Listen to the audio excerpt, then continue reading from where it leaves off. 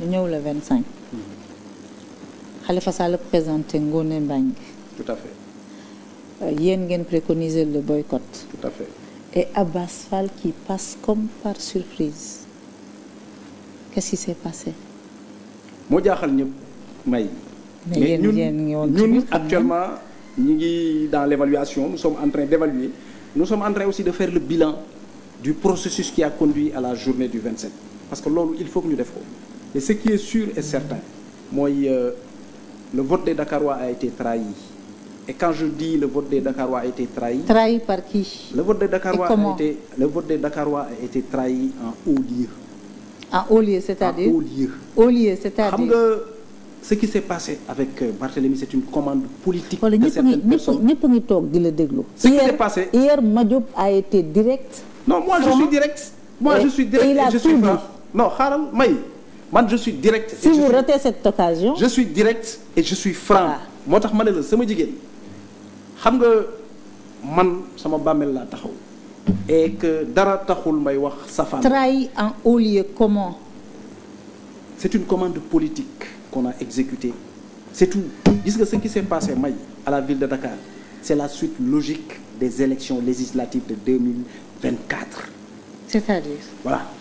Gis nga pendant les élections législatives de 2024, Barthélémy Diaz s'est imposé comme un acteur politique majeur. Barthélémy Diaz s'est positionné comme une alternative crédible aux yeux des Sénégalais. Et ñun nëbbuwuñu ko. Régime bi fi nekk, ñun on a décidé d'aller vers une opposition radicale. Nous avons décidé de ne pas être dans la compromission. Et loolu wane nañ ko ñun ci suñu positionnement politique, et loolu ça a gêné au plus haut niveau. Mais ça a gêné qui? Non, ça a gêné les tenants du pouvoir. Ouais, ça gêne le tenant du pouvoir. Ça gêne les tenants du pouvoir. Voilà. Et loolu moo tax yow dégg nga fii nit taxaw saaga papaay Barthélémy ne ko ne bu ñu jógee ci élection législative yi dañuy nangu mairie bu Dakar wax ko ñun ñëpp ñu dégg ko ay yoon moo tax ma ne la. Vous ne me donnez aucune information en me disant que les postures de Barthélémy Diaz ont gêné le pouvoir. Vous ne me donnez aucune information. waaw moo tax ma ne la c'est une commande politique. Voilà. Xam nga lu tax ma ne la c'est une commande politique. Maïmouna kan moo déposé la lettre, c'est le préfet.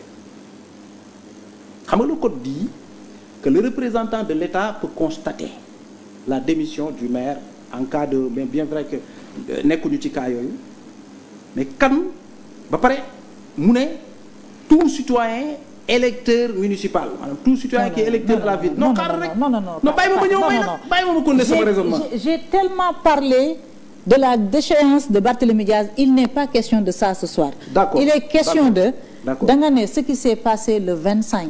C'est une commande politique. C'est une commande politique de Pastef. Exécutée par qui? Exécutée par qui? may xam loolu la ñu bëgg a xam. xam nga dafa am loo xam ne bu ñu koy répété fii Sénégalais yi vraiment dañuy jaaxle parce que c'est évident et ça. Non, rien n'est évident. Xam nga c'est une commande politique exécutée par qui ou avec l'aide de qui? C'est une commande politique en tout cas loolu laa la mën a wax et qui a été exécutée. Mais dinaa la wax benn affaire may gis nga ñoom am nañu seen programme mais yàlla am na programme am. Nous allons rester dignes dans cette épreuve et nous allons lutter. Que Ousmane Sonko veuille déchoir Barthélémy Diaz de son mandat. C'est évident. En utilisant des mécanismes politiques. Ça ne surprend personne. Non, attention, may yaa ngi juum sama jigéen. Xam nga lan moo ñu doon surprendre xam nga lan mooy information bi. Que nga ne ma la commande politique de Pastef a été exécutée avec l'aide de Benno Bokk Yaakaar, avec l'aide de Taxawu ou avec l'aide des autres kii da ngeen di désigner le responsable. Et loolu nga bëgg a wax ñeme woo ci yegg. déedéet may ñun amul lu ñuy ragal. Mais xam nga li ëpp solo sama jigéen mooy askan wi ñi ngi ñuy xool. Askan wi ñi ngi ñuy xool te gis nañu li xew le 25. Xam nga Barth dañuy wax rek mais c'est un monstre politique xam nga lan la wax dafa ne.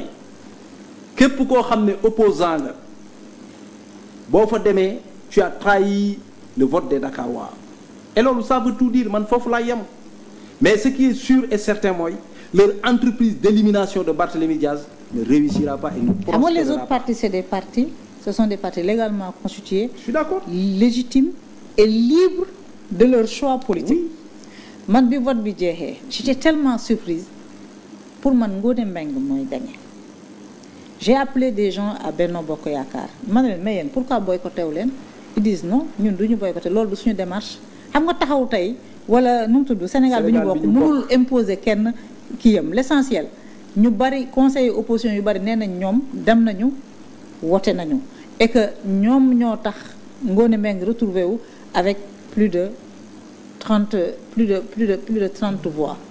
may xam nga donc boo nekkee di wax nii rek. mais xam nga Benno Bokk Yaakaar ñaata lañu au niveau du conseil municipal. waaw.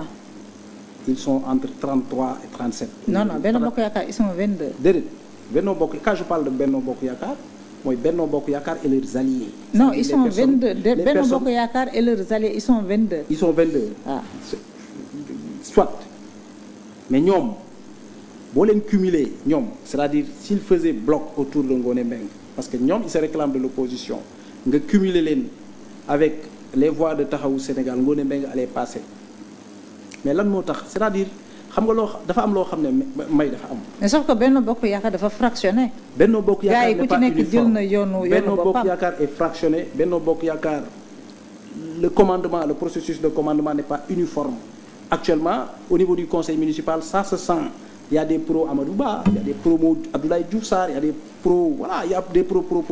Mais ce qui est sûr et certain may mooy lii xew le 25 c'est une commande politique qui a été exécutée avec l'aide de certaines personnes. De qui?